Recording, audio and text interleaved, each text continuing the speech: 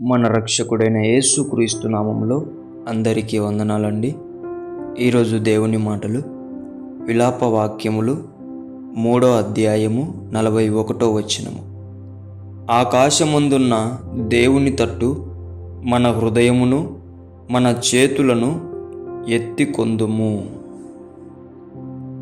దేవుని బిడ్డలారా, మీ అందరికీ దేవుని దగ్గర మోకరించి పోరాడే ప్రతి ఒక్కరికి విజయం కావాలి అంటే,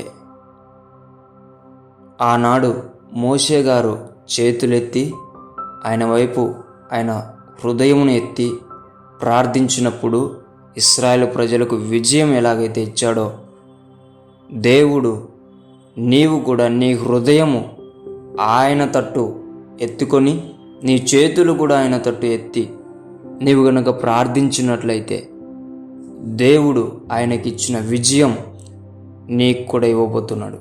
నీ పాపముల నుంచి నీకు విజయం ఇవ్వబోతున్నాడు. నీ శాపముల నుంచి నీకు విజయం ఇవ్వబోతున్నాడు. నీ ప్రతి బలహీనతల నుంచి దేవుడు నీకు విజయం ఇవ్వబోతున్నాడు. కానీ చాలామంది ఎలా చేస్తున్నారు? హృదయము సమస్యల వైపు పెడుతున్నారు, హృదయాన్ని లోకం మీద పెడుతున్నారు.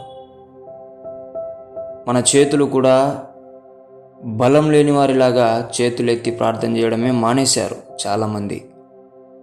కానీ దేవుని బిడ్డలారా, నిజంగా ప్రార్థనలో నీకు విజయం కావాలి అంటే నీ హృదయము దేవుని తట్టు తిప్పుకొని ప్రార్థన చేయి.